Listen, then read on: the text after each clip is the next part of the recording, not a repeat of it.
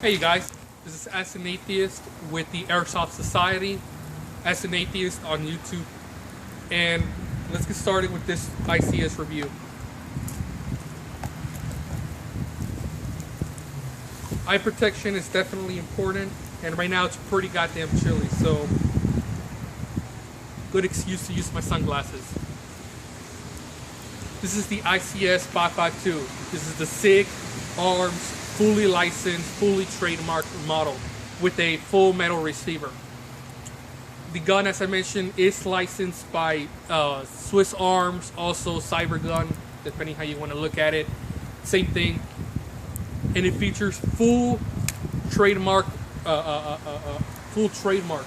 complete with the Sig Arms, Son, etc.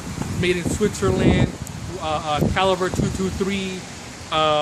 Sig 552-2 Commando. It is a full-on trademark gun. Whatever you find in the real steel, you're probably gonna find in this gun. It comes with the Sig Arms little logo here on the top, kind of a little bit hidden by the rail, but it's there. It's an amazing gun. Normally there would be a Sig Arms logo here as well, but instead you have an ICS quick detach button, which all that means is you remove the front pin, remove the two handguards, you press this, and you can slide those two receivers right off and get to adjusting the hop up, cleaning it, unjamming it, or whatnot.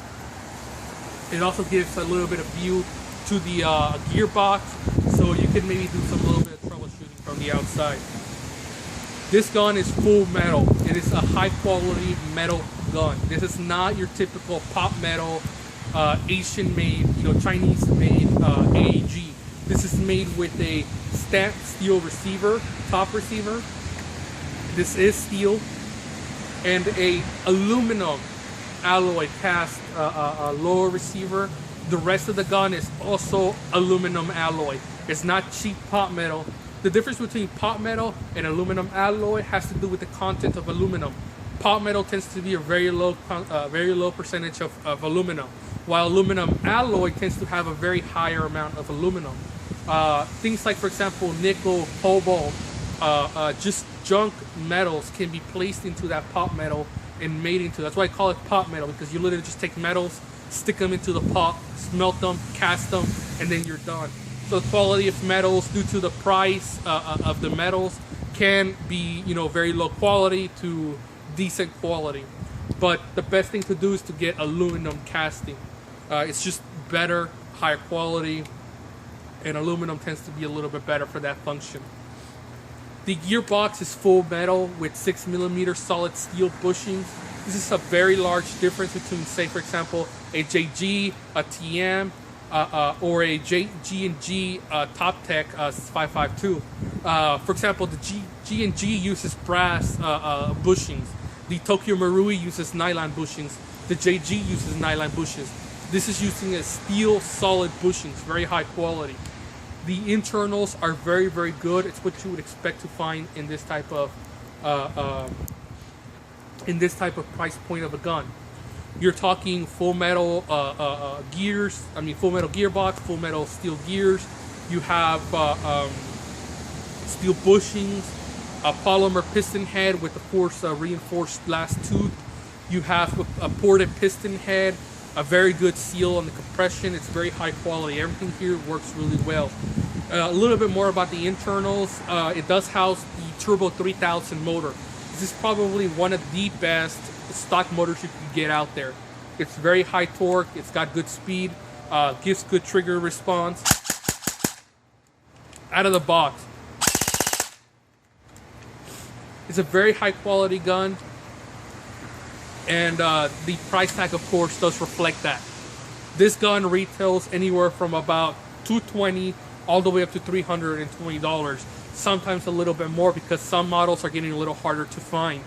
Right now, I think the only place that may keep them in stock is like Airsplat has a couple of models, although those are polymer versions of this gun. They have a couple of full metal ones, but they're wanting almost like $300 for those. Airsoft GI has some of them in stock. They range anywhere from about $240 to about $300 depending on which version you get. For example, there's the swap version, which is this one with a polymer handguard, and then there's an MRS version which has a monorail with a metal handguard. But let's not talk about those. Let's talk about this gun in particular. What sets this apart from other guns in the $200 to $300 range is that it's full metal, steel receiver, a working bolt catch.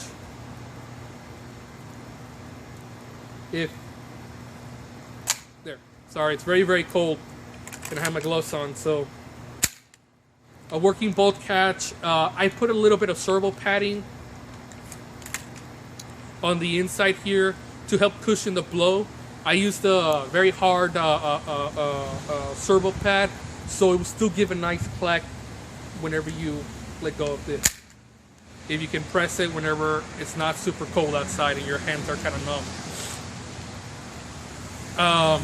It features an ambidextrous fire selector. That means it's both good for right-handed and left-handed.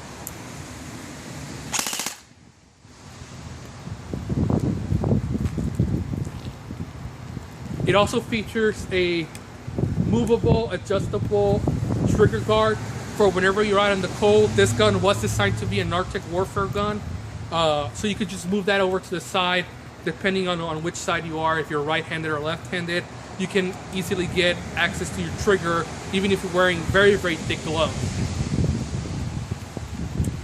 The front side and rear side are metal. Those are also where you would mount your slings. You have one sling mount here and one sling mount here.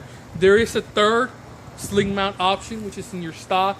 I wouldn't recommend it, but it's a very, very high quality stock. I still wouldn't recommend it. You could probably go ahead and use it and you'll be fine, but I wouldn't recommend it. I just go ahead and use these two, because also if you have the sling mount and you're trying to fold the stock over, you're gonna have problems with that. A little bit more, there is very limited battery compartment space here in the handguard. I was able to fit in an 11.1 1000 milliamp nanotech LiPo from Hobby King. The battery itself is very inexpensive. It's about 10 bucks. Add shipping to it, you're maybe gonna pay about $15, $16 shipped in the United States, and you're gonna get that in about 2 days or so, maybe 3 days with processing. The front side and rear side, as I mentioned, are full metal. The rear side is adjustable for elevation and windage, as well as different apertures depending on the distance of the target, as well as day or light situations.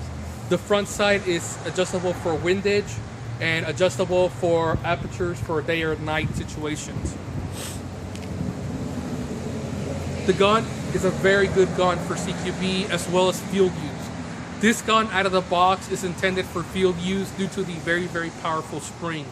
You're talking an FPS of about 400 FPS, and it is not uncommon for this to go over 400 FPS. So you may need to tone it down a bit or find a way to reduce that FPS so that it is field, your field will allow it in the field. In CQB, you will absolutely, without a doubt, need to change that spring down to maybe an M100 or M105 just to get that FPS down to under 300 FPS. The motor housed in this is a Tuber 3000. It's one of the best motors.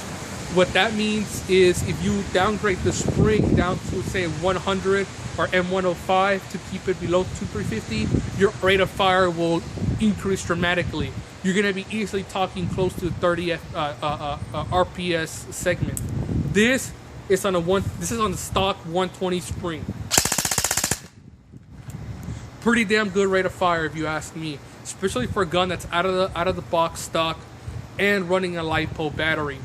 Now, the actual wiring itself is very, very high quality. This is not your typical piece of crap 18 gauge that you would find, say, on a D-Boys or on some JG models or a G&G. This is the 16 gauge Silicone military spec wire. It is silver plated, of course, for better conductivity. It is a very, very high quality wiring harness. So if you were wanting to install a MOSFET, you don't have to worry about changing cables. All you really would need is maybe a foot or so of more wiring for your signal, and as well as going straight to the motor into the hand grip, into the pistol grip. Sorry. It's a very high quality gun. All the internals are just top notch. The cylinder, I have a revised a gearbox here. I replaced the gearbox. It's running absolutely stock.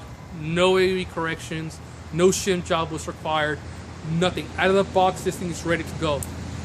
Fully LiPo ready, pretty much. I would have recommended 11.1, but you could definitely run a 7.1 LiPo. At 11.1, the gearbox can handle it. The only issue is the trigger contacts will not handle that. You will need to get a Mosfet for an 11.1. But this is an 11.1. Pretty damn good if you ask me. Consistency is pretty good. Range is pretty decent. Accuracy is very good. The range, you're looking at about 120 to about 150 in range. If you adjust your hop up quite a bit, you may be able to get more than that. But that's about where I'm sitting at about 152 or so. With my other stock, with my other hop-up unit that I have two of them for this one, I can reach out a little bit past 170 feet, but at that range, even with 400 FPS, the BBs really slow down. The gun full features, of course, a foldable stock, and if my fingers will work properly, I can easily use that, so that whenever you're in CQB, you can use it for CQB. You can go in, rush a building. Once you downgrade the spring, of course, do not do this up close in person. It hurts a lot. I hit somebody with this once by accident. I wasn't thinking. I saw him coming out of the doorway. I shot him, and I felt really bad afterwards. I went ahead and called myself out of the game to make sure that the guy was okay, which he was because he was wearing a lot of vests, but it still hurt him a lot. And I felt really bad about that. So remember to downgrade the spring. This is a pretty strong gun. I keep forgetting that whenever I'm in the field. Sometimes I'm very close to somebody, I'm about to shoot them, like, wait, I can't do that. It's a 400 FPS gun. And I keep forgetting that this is not an SMG. This is actually a full-on field-ready gun. Keep that in mind whenever you use this. Whenever you're out and playing, you're going to want to feel like, oh, I'm ready. You know, I just fold my stock and I want to go rush into a building. Don't do that. Please think about it before you do that. You could hurt somebody with it.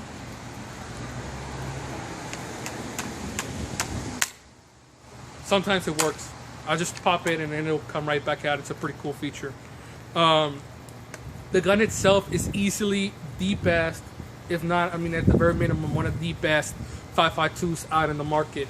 This is a full metal gun, very high quality externals, very good quality internals, and unlike the G&G, it doesn't use contacts here on the front like it does. It doesn't use, contacts or very thin wiring. It uses very high quality 16 gauge silicone military spec silver plated wiring. It's a complete wiring harness straight to the trigger contacts. It's not split off like I said, like in the G&G. Tokyo Marui also uses 16 gauge high quality silicone military spec silver plated wiring as well. But on a TM, you're running a freaking 300 FPS on their spring. I think it's like a 260 spring. 260 FPS spring, which is what, like a M190 or something, M190, M185 or something like that.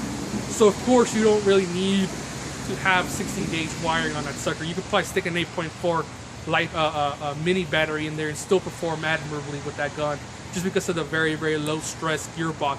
It's also how they could get away with using bushings that are nylon instead of steel, because again, very low FPS. And that's perfectly fine. I understand Tokyo Marui is not selling to the outside. They're not making their guns for export. They're making them for domestic use in Japan only, and Japan requires them to have full plastic body and a low FPS. So it is what it is with Tokyo Marui. And don't get me wrong, those guns are pretty damn good. I held one myself. I didn't like it too much because the plastic creaked a lot, and it was very, to me, it didn't feel very durable at all. This feels very durable. This feels like if you drop it in the ground, in the grass, rocks, or something, the most you'll probably end up with is a few scratches or something. If you have any questions and you like this video, like it, subscribe it. There's going to be more on this gun. More on the ICS, more on AEGs, more on gas blowback as my video progresses and I start getting more and more subscribers.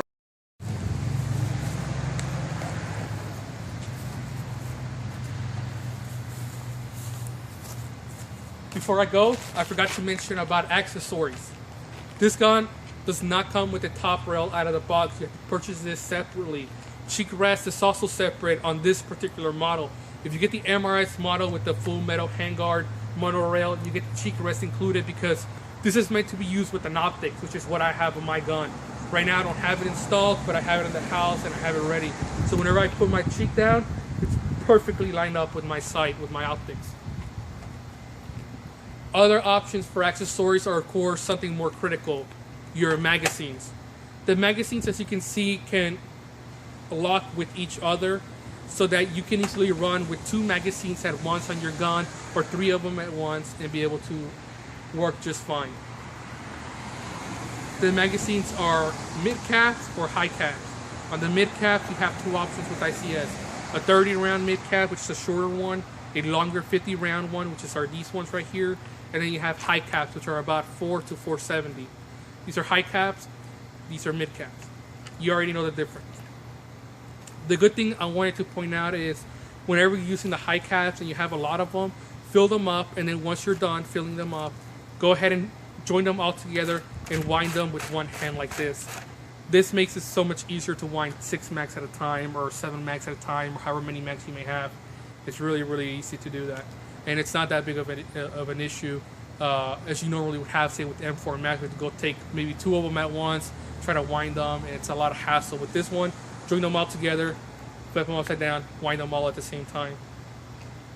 That's it for the video. If you liked it, subscribe, like the video, comment on the video if you have any questions, and I'll try to get back to you. If you have any other concerns, like for example, if you need advice on what 5.52 to get on your budget, send me a private message or go ahead and hit me with a comment below, and I'll go ahead and get back to you and let you know what the best bet would be, what upgrades you can do to make sure that they're more durable, and things like that. Anyways, I hope you guys enjoyed the video.